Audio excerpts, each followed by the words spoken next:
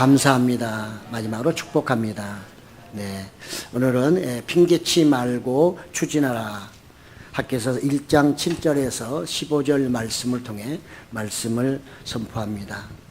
18세기 영국의 정치가 윌리엄 월버포스라는 사람이 있었습니다. 그는 25살에 예수님을 영접하게 됐습니다. 그때부터 그의 인생관이 바뀌어버렸습니다. 그는 자기 인생의 출세를 위해 살 것이 아니라 내가 인류를 위해서 살아야 되겠다 하는 그런 생각을 그가 갖게 됐습니다.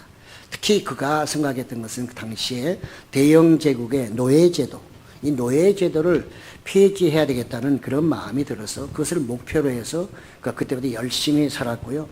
그는 30살에 영국 하원 의원이 됩니다. 그때부터 정말 국회에서 노예제도 폐지를 위해서 열심히 활동을 하게 되었습니다. 그의 많은 노력도 있었겠죠. 48살에 그의 영국 의회는 노예 무역 폐지를 발표합니다. 결정합니다.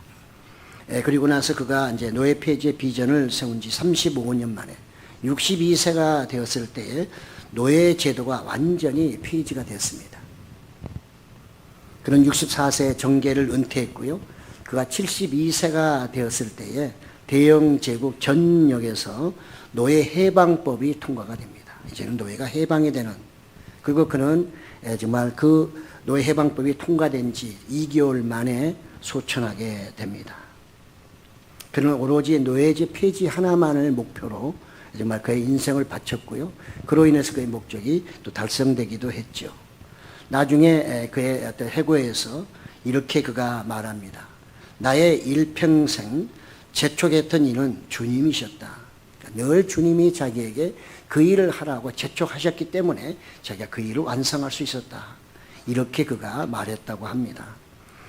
여러분들은 어떤 목적을 가지고 살아가고 계시나요?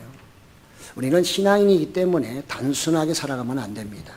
하나님은 여러분 각자에게 아주 중요한 사명, 소명을 주셨기 때문에 그것을 알고 살아가는 것과 그걸 모르고 살아가는 건 천지차이입니다. 어떤 사람들이 말합니다. 대한민국이 많이 어지럽습니다. 그 어떤 사람 말하기를 왜 대한민국이 이렇게 어지러울까? 바로 이 나라를 한마디로 말할 수 있는, 한마디로 훈계라면, 교훈을 하면 다 따라올 수 있는 그런 인물이 없다.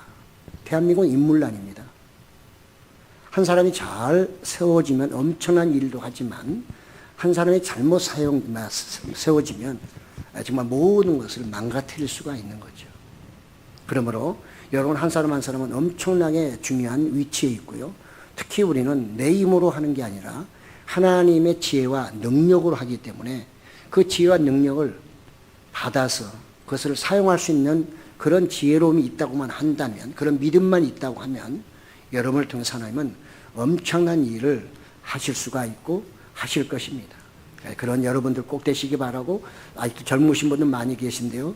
젊으신 여러분들 정말 하나님을 꼭 만나시기 바라고, 하나님이 나에게 어떤 소명을 주셨나 그걸 갖고 여러분들이 추진하며 산다고 하면 여러분의 인생은 보장될 뿐만 아니라 여러분의 이름이 지금은 성경에 기록되지 않는다 할지라도 기독교 역사에 아마 기록되어도 남을 수 있는 그런 훌륭한 인물, 그런 가문이 될 줄로 믿습니다. 네, 오늘 학교에서는 이렇게 좀 어려운 구약의 어려운 부분이긴 하지만 우리가 6월달은 호국 보훈의 달이기 때문에 우리가 성경적으로 구약에 나타난 하나님, 그 하나님은 그 하나님의 나라를 어떻게 짓고 또 나가서 부수고 하는가 하는 것입니다. 그런 큰 틀에서 지금 말씀을 전하고 있고요. 그래서 오늘은 이 바벨론에서 정말 다시 끌려갔다가 70년 만에 바벨론에서 돌아온 유다인들에 대한 얘기입니다. 이제 바벨론에 살다가 2세들이겠죠. 그들이 이제는 하나님의 은혜로 또 고레스 왕의 정말 칙령으로 말미암아 자기 본토에 돌아와서 그들이 성전을 짓고 이제 살아가는 그들의 모습 속에 그들의 실수를 지금 기록하고 있습니다.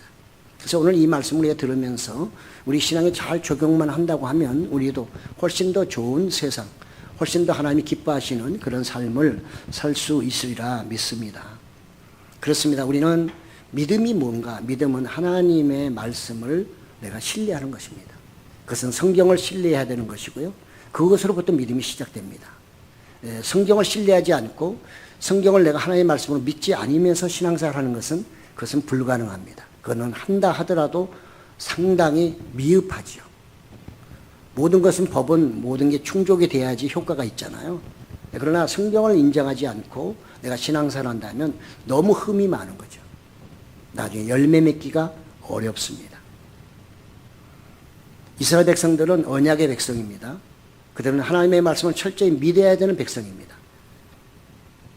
그렇지만 그들은 안 믿어서 여러 가지 일들을 많이 당하게 됐고요. 결국은 바벨론까지 끌려가게 됐습니다. 바벨론을 끌려갈 때 그 당시에 예언했던 사람이 누구냐면 예레미야입니다. 예레미야는 하나님의 말씀을 유일하게 받은 사람입니다. 물론 많은 사람이 있었으나 거짓 선지자들이 많았고요. 또 예레미야에게는 어떤 능력으로 이적 표적으로 많이 나타나기보다는 하나님의 말씀으로 많이 임한 말씀의 선지자라고 볼 수가 있습니다. 그래서 예레미야를 통해서 이스라엘 백성들에게 지금 그들이 이제는 정말 바벨론에 완전히 포위가 되고 이제 거의 위기, 이러다가 나라 이제 망할 위기에 있었습니다. 그때 예레미야를 통해 하나님 하신 말씀은 무엇일까요? 너희는 나만 믿으면 내가 다시 살려줄게, 완전하게 해줄게, 저들을 다 내가 다 물리쳐줄게, 이렇게 말씀한 게 아니었습니다. 예레미야를 통해 하나님 하신 말씀은 너희는 이제 그동안 너희의 우상 숭배와 많은 잘못에 대한 대가를 치러야 하기 때문에 저 바벨론의 포로로 끌려가라. 그것이 내가 원하는 것이다. 이렇게 말씀하셨다고 했잖아요. 그래서 그들은 바벨론에 끌려갔고 드디어 70년이 돼서 이제 고레스 왕을 통해서 그들이 고토로 돌아오게 됩니다.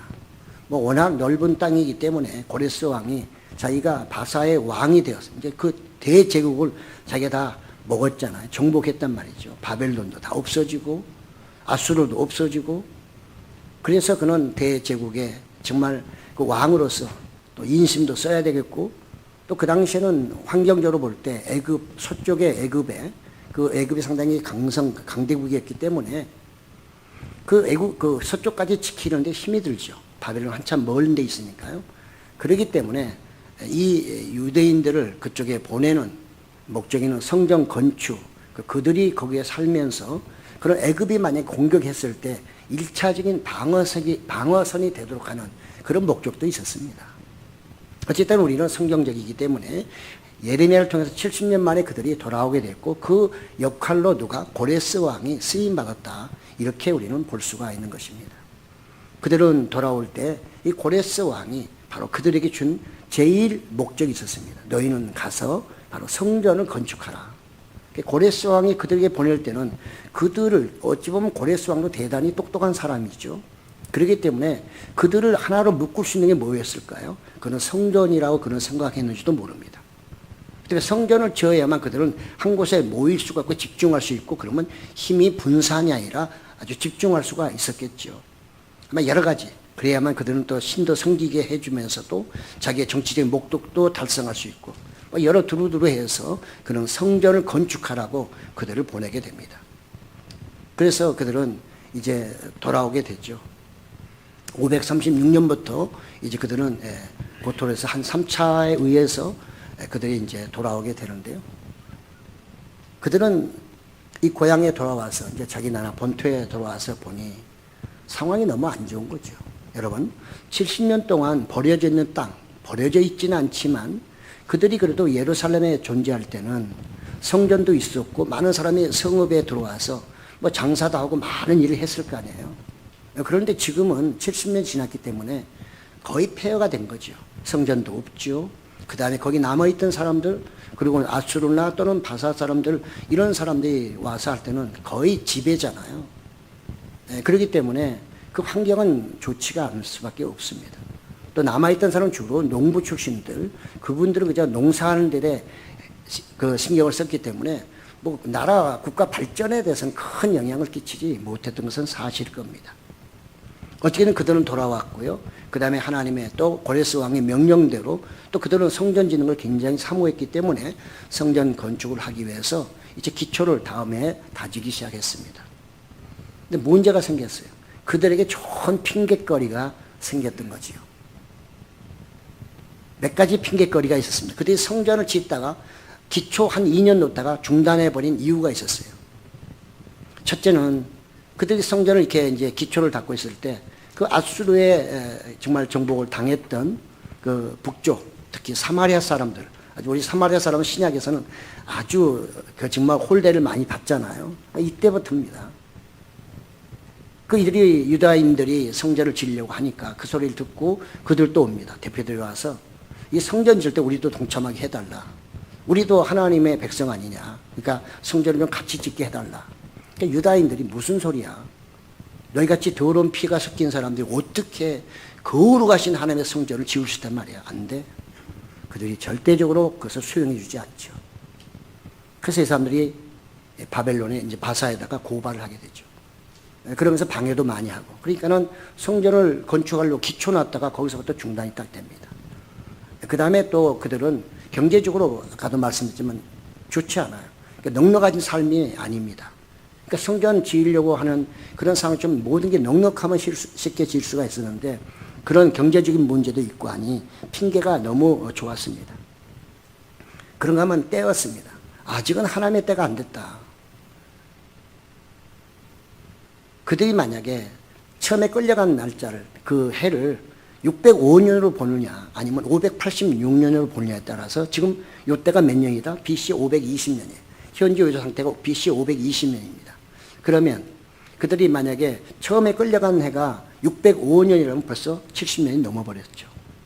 근데 586년으로 계산한다면 66년밖에 안 됐습니다. 그렇기 때문에 그들은 아직 때가 안 됐다. 4년이나 더 남았기 때문에 우리가 이렇게 지체하는 거 이건 마땅한 것이다. 그리고 때가 안 됐으므로 이거는 하나님의 때가 안 됐으므로 성전을 짓지 못하는 것은 너무나 당연한 것이다. 이런 핑계를 막 댑니다. 성전이 없으니까 그들의 믿음이 좋아질 리는 만무하죠. 그들은 율법주의입니다. 율법주의는 성전 위주잖아요.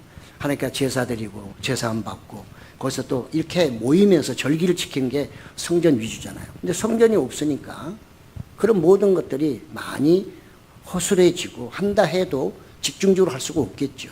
당연히 그들의 믿음은 떨어질 수밖에 없습니다. 믿음이 떨어진단 말은 세수가 된다는 뜻이죠. 그러니까 이런 여러 가지 이유들이 그들이 성전을 짓지 않아도 충분한 이유가 됐던 것이고요. 이런 핑계를 대면 하나님도 인정하지 않겠는가? 아마 그들은 그랬을 겁니다. 이런 상황 속에 하나님도 우리의 모든 형편을 아시는 하나님이신데 이런 상황 속에 하나님이 굳이 우리로 하여금 성전을 계속 짓게 하시겠느냐? 안 지어도 괜찮을 거라고 하는 이런 생각들을 많이 하지 않았을까요? 요즘에도 우리 그렇잖아요. 신앙생활 하다가 뭐 하면은 아니 이런 상황에서 우리가 뭘 하냐 뭐하냐 막 이런 얘기 하잖아요. 거의 유사한 거지요. 하나님이 가만히 계시겠습니까? 그래서 그때 쓰실 수 있는 사람 중에 하나가 바로 학개라는 사람이었습니다. 그런 선지자 예언자였습니다. 물론 성전을 맨 처음에 지을 때 수룹바벨 총독 그런 유대인이었지만 그러나 그를 총독으로 삼아서 보냈던 거죠. 또 대제사장 여호수아도 같이 왔고요. 그들이 처음에 같이 시작했다가 지금 중단되어 버렸습니다. 그리고 16년이 흐른 것입니다. 그래서 하나님은 학개를 통해서 그들에게 말씀을 선포하시죠. 학개는 그 이름이 나의 절기 이런 뜻이니까 정말 하나님께서 절기를 원하시는 이런 의미도 가지고 있다고 볼 수가 있는데요. 이스라엘 백성들은 3대 절기도 있지만 초하루를 그들은 또 절기로 지켰습니다.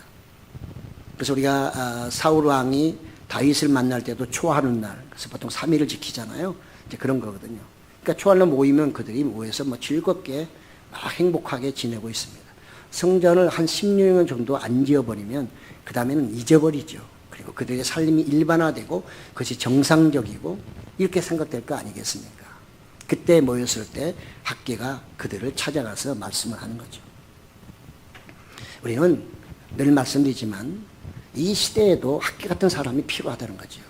제가 처음에 말씀드렸지만 우리 대한민국 하나의 정치, 사회적으로 불안한 이 시대에 어떤 어른이 한 분이 계셔서 그분이 한마디만 딱 하면 모든 사람들이 거기에 수긍하고 머리 숙이고 그래서 그분의 말씀을 생각해서 존경하는 입장에서라도 사람들이 좀 질서를 지키고 무릎을 꿇는 그런 모습이 옛날에 있었단 말이죠. 근데 지금은 없죠. 다 왕입니다. 다 자기 똑똑하기 때문에 시대가 또 그렇고요. 스룹바벨도 여호수아도 그게 쉽게는 안 됐던 모양입니다. 그러니까 시간이 많이 지났죠. 결국은 하나님은 학계를 통해서 그들의 잘못을 이제 하나하나 지적하기 시작하죠. 그래서 오늘 그 앞에 6절에 보면 말하죠. 너희가 많이 뿌릴지라도 수확이 적으며 먹을지라도 배부르지 못하며 마실지라도 흡족하지 못하며 입어도 따뜻하지 못하며 일꾼이 삭슬을 받아도 그것을 구멍 뚫어진 전대에 넣음이 되느니라. 너희가 지금까지 거기서 돌아와서 성전을 짓지 않고 살아가면서 한번 살펴보아라. 성전 안 지은 여러 가지 핑계들도 살펴보되 너희의 삶을 한번 살펴보아라. 너희의 삶이 어떻더냐. 그러면 하나님이 그들에게 일일이 하나씩 지적해 줍니다.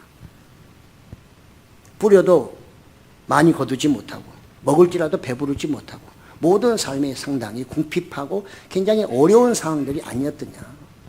그게 다 어디에서 너희가 너희 사명 성전을 건축하는 재건하라는 그것을 너희가 어겼기 때문에 내가 너희에게 징계한다. 벌을 주고 있는 것이다. 이렇게 말씀했던 것이죠. 그들은 자기 중심적이고 또 나아가서 불신앙적인 그런 행위로 말미암아 그것을 뭔가 모르게 그런 환경을 또 깨달았어야 되는데 그들은 그런 깨달을 만한 영적인 눈이 없었던 거죠. 핑계가 너무 컸기 때문에 많았기 때문에 그들이 영적인 눈을 뜨게 할 만한 그런 여력이 없었던 것입니다. 그런 여유가 없었던 것이죠.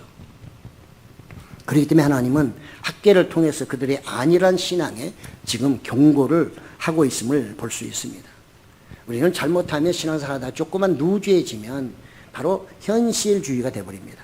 현실에 안주하게 되고요. 그 다음에 현실에 안주하게 되면 세속화가 될 수밖에 없는 것이고 그러면 거기서 다시 내 원래 처음의 믿음을 회복하는 것은 엄청나게 어렵습니다. 여러분 낭떠러지 정말 절벽이라고 생각해 보세요. 거기 한 3분의 2 정도 올라갔는데 뭐가 잘못돼가지고 거기서 다시 떨어졌다고 하면 다시 올라가려면 얼마나 힘들까요? 자신감도 없고 그 올라갔던 그 3분의 2 힘을 어디서도 더 보충해서 또 올라갈 수 있겠어요? 신앙도 똑같습니다. 제가 늘 비유로 말씀드리지만 저의 경험으로 보더라도 정말 초보자가 높은 한 15도 20도 되는 그런 경사길을 만약에 올라간다고 합시다. 지금 저 오토가 아니라 스틱이라고 한번 생각해 보세요. 스틱으로 올라가 딱 중간에 서버렸어요. 초보자는 절대적으로 거기서 그 차를 뒤로 안 빠지면서 다시 시동 걸어가지고 그 다음에 시동 걸거나 기아 변속해서 올라갈 수 없어요. 그 사람은 실력이 안 됩니다. 다시 어떻게 해야 돼요? 밑으로 쭉 내려와서 처음부터 다시 올라가야 돼요. 신앙이 한번 떨어지면 그런 겁니다. 이스라엘 역사가 그렇습니다. 그들이 바벨론에 가서 정말 그들은 열심히 살았어요. 처음에는 힘들었지만 해당 중심으로 지난주에도 말씀드렸잖아요. 거기서 훌륭한 인물들 많이 나왔습니다. 그렇지만 그들은 거기서 성전이 없이 70년을 보냈잖아요. 그런 것들이 영향을 끼치고 있는 거죠. 돌아와서 성전을 하나님이 지으라고 한 이유도 바로 거기에 있었습니다. 성전을 짓지 않게 되니까 그들의 믿음은 옛날처럼 회복될 수가 없었던 거예요. 그러다 더욱더 그들의 환경은 그들의 신앙을 앞으로 전진하기보다는 오히려 퇴보시키는. 그리고 여러분 나중에 이제 성경을 쭉 느헤미야나 이런 거 쭉 읽어보시고 스가랴나 이런 거 읽어보시게 되면 그들이 완전히 이방인과 결혼해가지고 통혼해서 그들의 신앙은 형편없이 떨어져 버렸습니다. 이게 한두 가지가 아닌 거죠. 우리가 꼭 기억할 것은 내가 믿음으로 성장하다 떨어지면 다시 올라가는 건 힘들다. 그렇기 때문에 그 믿음을 일단은 떨어지려면 최소한도 유지, 보존하고 그 다음에 거기서 다시 출발해야지 완전히 떨어져가고 뒤로 갔다가 다시 새로 출발하면 늘 그 일이 그리고 더 중요한 것은 거기까지 올라가는 것도 쉽지 않다는 거죠. 이스라엘 역사가 그걸 다 지금 보여주고 있는 것이죠. 그들은 성전이 없을 때는 성전 지어야 하자는 그런 의욕이 심했지만 실제로 성전을 짓도록 모든 걸 허락해 주니까 오히려 핑계대면서 성전 짓지 않습니다. 그런 어제 오늘 일이 아니라 그들의 믿음이 그만큼 떨어져 있었기 때문에 그 믿음을 다시 올리는 것이 이만큼 힘들다는 거죠.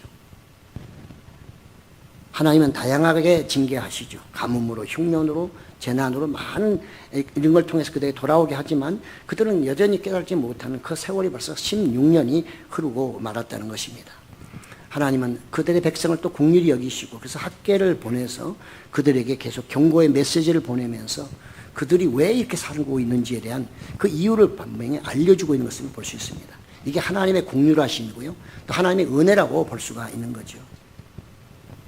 그래서 이제 먼저 그는 1장 8절에도 보면 뭐라고 합니까? 하나님이 너희는 산에 올라가서 나무를 가져다가 성전을 건축하라. 그리하면 내가 그것으로 말미암아 기뻐하고 또 영광을 얻으리라. 네. 성전 자체가 무슨 저거겠어요. 그 행위가 중요한 거죠. 성전을 짓고자 하는 그들의 마음, 그들의 정성과 열심과 어떤 충성, 하나님이 그걸 기뻐하시고 그걸 통해 영광을 받으시기를 원하기 때문에 성전을 건축하라고 말씀하신 거라고 볼 수가 있습니다. 솔로몬 성전은 잘 지어졌습니다.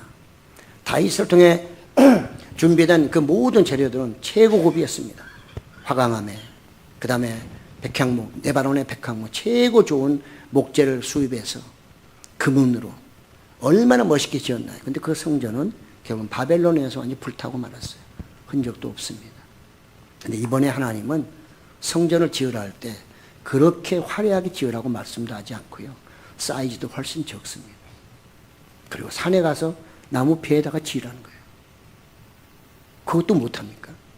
이미 하나님의 70년 동안에 그 산들에 우거지면서 나무가 많이 자란 거죠. 70년이니까 얼마나 나무가 크겠어요. 그 당시 실제로 정말 기란 여아림이나 갈멜산, 예루살렘 근교에는 왕의 살림이 있을 정도였답니다. 그만큼 나무가 많았던 거죠. 그러니까 하나님은 가서 그냥 나무 피에다가 지으라는 거예요. 그렇게 잘 질 필요도 없고 멋있게 엄청난 거 국가로 짓고 금문으로 짓는 것이 아니라 나무로 건축하라고 하는 그런 명령을 하나님이 하시면 충분히 그들이 할 수 있는 명령을 하셨는데 그나마 그것도 하지를 않았던 거죠. 그러니까 하나님이 기뻐하실 리가 없고 그들에게 징계를 안 할 수가 없다는 말씀입니다. 그러면서 하나님은 또다시 얘기하죠. 너희가 그렇게 핑계를 대고 성전 건축을 하지 않았기 때문에 9절 또다시 말씀하시죠. 너희가 많은 것을 받았으나 도리어 적었고 너희가 그것을 집으로 가져가서 내가 불어버렸다. 나 만군의 여호와가 말하노라. 이것이 무슨 까닭이냐. 내 집은 황폐하였으되 너희는 각각 자기 집을 짓기 하여 빨랐습니다. 이제 너희가 그 핑계로 각자 자기 집은 아주 멋있게 편벽이라 해서 그것은 지붕이 있는 집이거든요. 그 열대지방이니까 지붕 없어도 대충 살 수 있잖아요. 그만큼 그들이 자기 집은 정성스럽게 정성을 다해서 지었다 그 말이죠.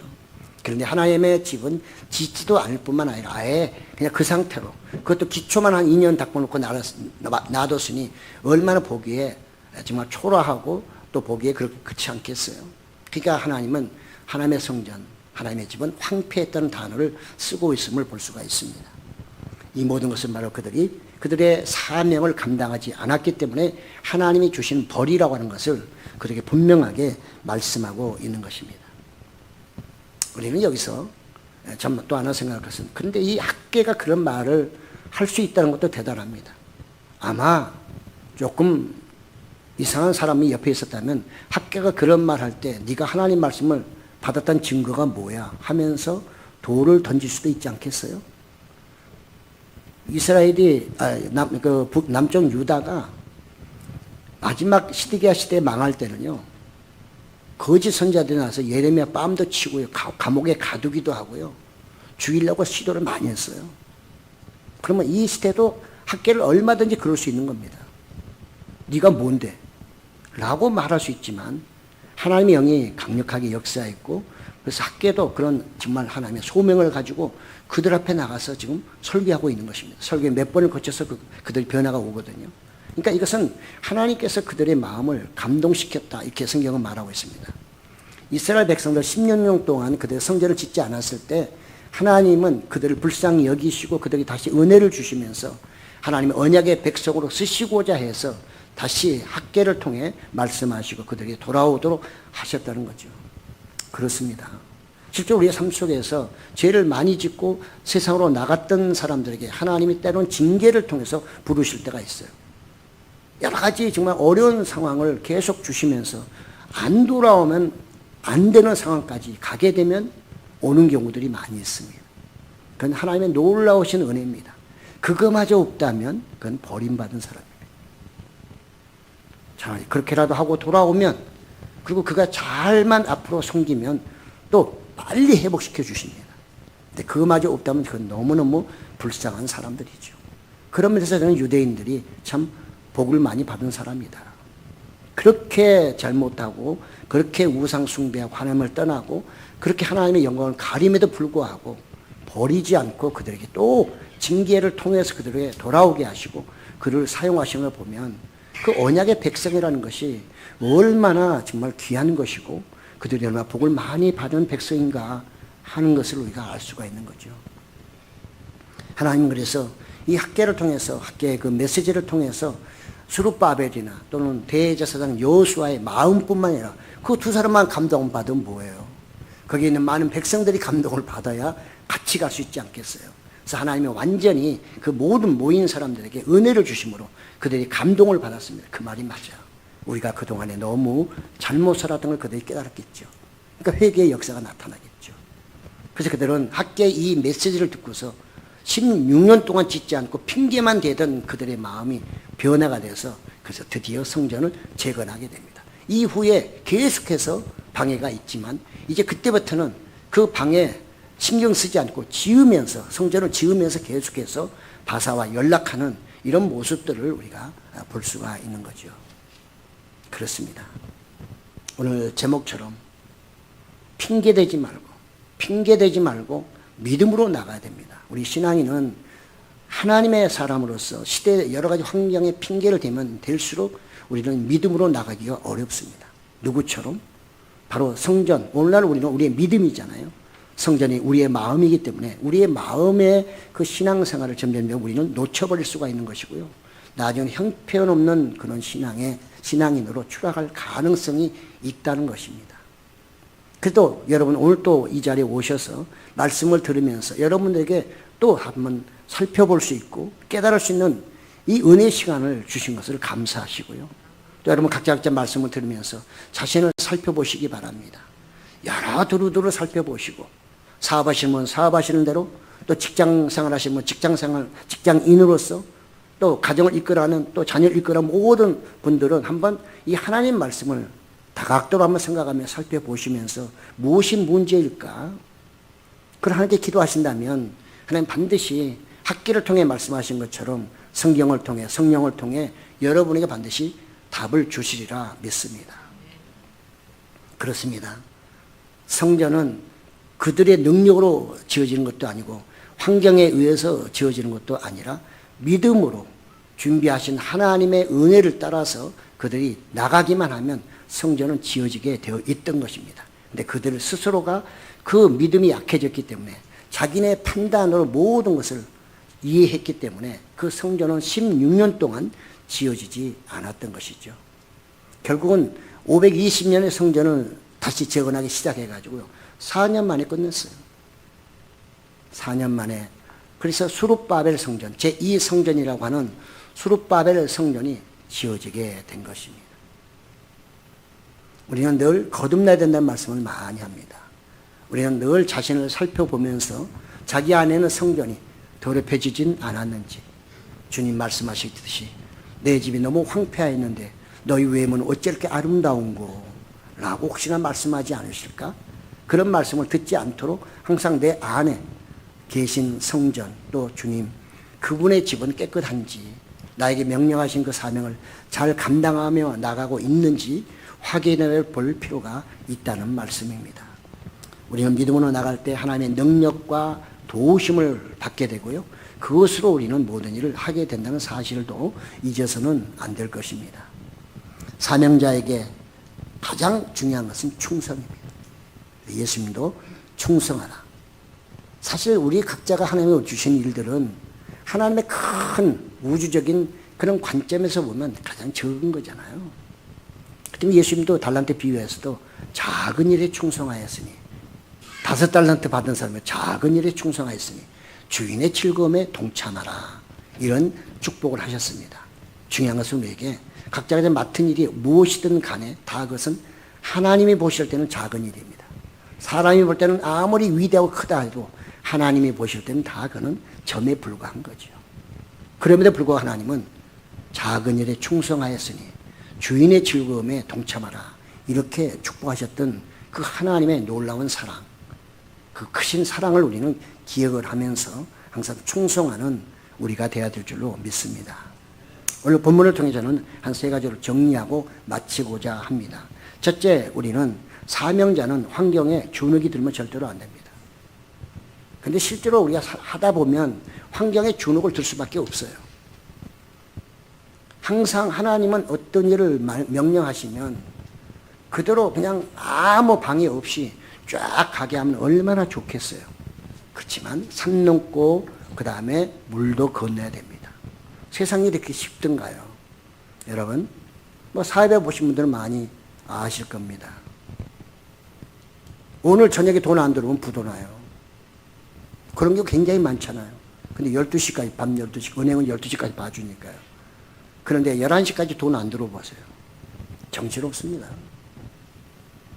물어보니까 그 사람도 받아서 주려고 했는데 그쪽 상대방 뭐가 잘못돼가지고 서류가 잘못돼서 은행에서 간신해가지고 뒤늦게 해서 11시 반에 입금시켰다는 거예요. 그래서 부도를 면할 수 있는 거. 여러분, 이런 일들이 세상에 수도 없이 많습니다. 수도 없이 많습니다. 내일 아침에 분명히 준다고 약속을 철떡같이 했는데 아침에 가니까 문 닫았어요.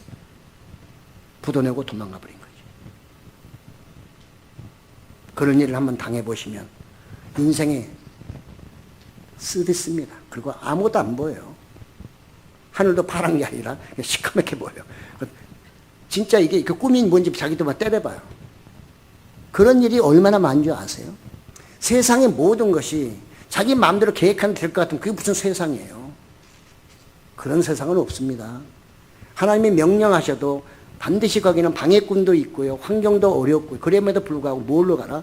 나를 믿고 명령한 나를 믿고 나의 권세를 믿고 나의 능력을 믿고 믿음으로 가라는 얘기입니다. 그러면 이루어질 거라는 것입니다. 그런 대전제가 깔려 있는 것입니다. 그렇기 때문에 우리는 정말 믿음이 얼마나 중요한가. 믿음이 있는 사람은 하나님의 말씀 따라 나가야 되고요. 순종하면서 머뭇거리지 말아야 됩니다. 그 머뭇거리는 그것이 바로 핑계거리를 줄 수 있기 때문에 그런 거죠. 그래서 오늘날 모든 사람들 결국은 믿음으로 승리했지 다른 것으로 승리한 게 없습니다. 두 번째는 불순종하는 자에게는 핑계거리가 많아집니다. 여러분, 안 하려고 마음먹으면 얼마나 이 악령들은 우리에게 지혜를 주는지요. 못 보던 게 막 보여요. 어떤 쪽에? 마이너스 쪽에. 안 되는 쪽만 막 보여요. 이래서 안 되고 저래서 안 되고.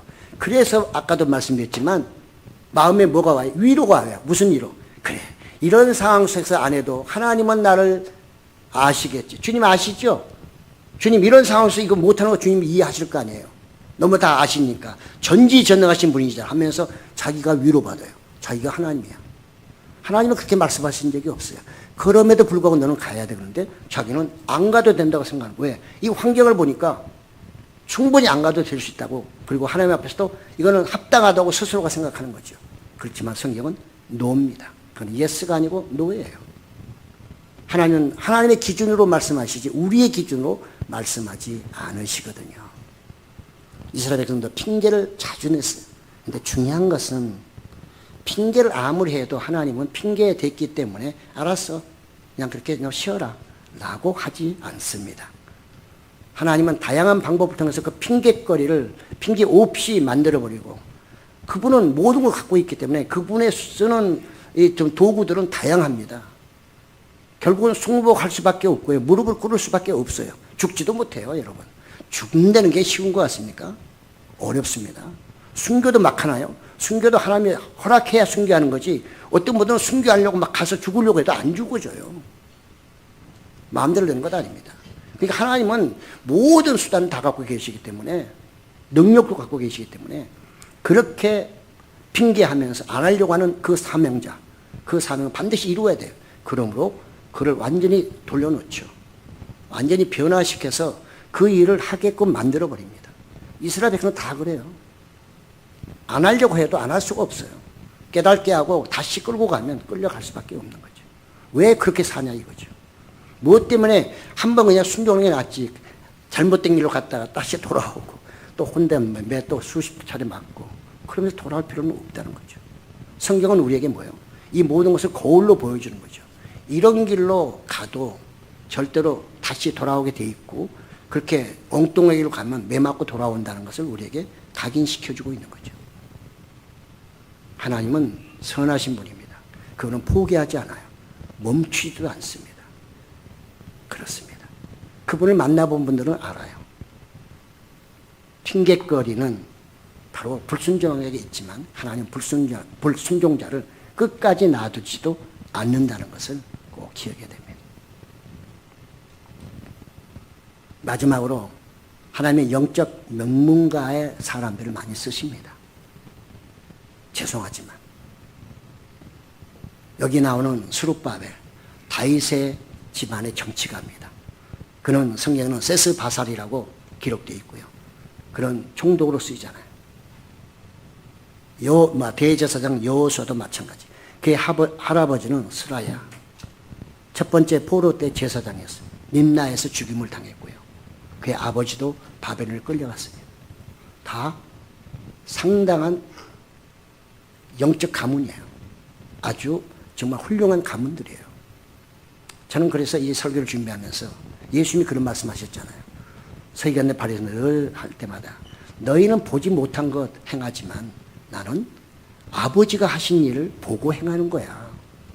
무슨 말이에요? 가정에서 부모들의 신앙이 얼마나 중요하고 선조의 신앙이 얼마나 중요한 걸 말하는 거죠. 그래서 우리나라 옛날에는 다 뭘 봤어요? 가문을 봤어요. 이유가 있는 거예요. 우리 백성은 옛날에는 믿질 않으셨지만 워낙 똑똑한 우리 선진들이라서 그들은 가문을 봐요. 뭘 봤을 거예요? 돈 많은 가문? 아니죠. 그 가문의 흘러오는 전통은 무엇일까? 가풍은 무엇일까? 이걸 보고 그 사람의 됨됨이를 판단했다. 왜? 거기서 자랐으니까. 거기서 자랐다면 그 외에도 외적으로 나중에 채워지겠지만 그 가장 골격, 그 기본은 변하지 않는다니까요. 건물의 가장 중요한 게 뭐예요? 골격이지, 골격. 골격만 잘 세워놓으면 100년, 200년 가도 리모델링 하면 새 집이에요. 근데 골격이 잘못되면 할 수가 없죠. 저는 성경에서 훌륭하게 쓰임받는 사람, 수룹바벨이나 대제사장 여호수아나 이런 모든 사람들, 특히 사울도 신약의 사울, 바울이 됐을 때도 그냥 쓰는 게 아니잖아요. 사울이 바울이 될 정도면 대단한 인물이지만 그가 그냥 쓰인 게 아니고 그는 뭐예요? 율법 학자였어요. 율법에서는 스스로가 자부심을 가져 내가 최고라고. 바리새인 중에 바리새인, 로마 시민권자. 그는 엄청난 것을 가지고 있는 재산가였어요. 영적으로도. 근데 예수님 앞에는 그게 안 되는 것 뿐이었죠. 그러니까 그를 회개시켜가지고 이방 나라의 제사장, 그 선교사로 또는 이방 나라를 세우는 하나님의 종으로 세우니까 엄청난 일을 많이 하잖아요. 사랑하는 성도 여러분. 이왕이면 명문가를 만드세요. 신앙의 명문가. 돈 많이 벌고만 그런 명문가는요, 돈 때문에 나중에 큰 일을 당하게 돼요. 돈이 신이기 때문에. 우리는 우리의 신이 누구여야 돼요? 하나님이어야 되고 성경이어야 되는 거예요. 그래야만 가장 바르고 선하고 끝이 좋은 거예요. 세상의 끝은 멸망입니다. 한마디로 말하면. 그러나 성경의 끝은 승리고 그 다음에 행복이에요. 그리고 영혼이에요. 영생이에요. 그렇기 때문에 우리가 꼭 해야 될 것은 다른 것도 중요하지만 가정을 믿음의 가정으로 계속해서 만들었는데 최선을 다하면 거기에 훌륭한 인물이 나오게 됐고요. 세상에서도 훌륭한 인물, 성경적으로도 훌륭한 인물, 하나님께도 영광을 드리는 그런 훌륭한 인물이 나올 수밖에 없는 거예요. 그렇습니다. 우리는 성경에 쓰여지는 인물들을 보면서 역시 영적 지도자는 그런 명문가에서 다 나왔다. 왜? 거기서 많은 걸 보고 배웠기 때문에. 그리고 이 이왕이면 여러분의 자녀들을 진짜 사랑한다면 믿음을 완전히 보여주세요. 아름다운 믿음. 정정하면 자식들 앞에서라도 그냥 외식적으로라도 보여주셔야 돼요. 둘이서 부부끼리 싸우더라도 자녀들 앞에 싸우면 안 돼요. 믿는 우리 엄마 아빠도 싸우는구나. 그럼 믿는 사람이랑 안 믿는 사람 똑같지 뭐. 그거 다 배우고 자라요. 오늘날 우리나라의 큰 교회의 그 목회자들은 대부분 다 집안에 목회자, 장로, 훌륭한 가문들이 많습니다. 하루아침에 그분들 그 자리에 쓰는 거 아닙니다. 그분들이 그렇게 위대하지 않더라도 그 조상들의 위대함 때문에 하나님이 그걸 쓰고 있는 게 쓰는 사람이 많아요. 그렇습니다. 이제 우리 오늘 또 이 하나님의 나라를 세우는데 하나님의 역사하심을 보면서 꼭 우리에게 이 현실적으로 적용할 것 중에 하나는 뭐냐면 바로 우리 가문을 믿음의 가문, 명문의 가문으로 세워서 하나님께 귀하게 쓰임받고 하나님께 영광 돌리는 그런 가문이 되기를, 그런 우리의 자녀들 되기를, 또 여러분 자신이 되기를 예수님의 이름으로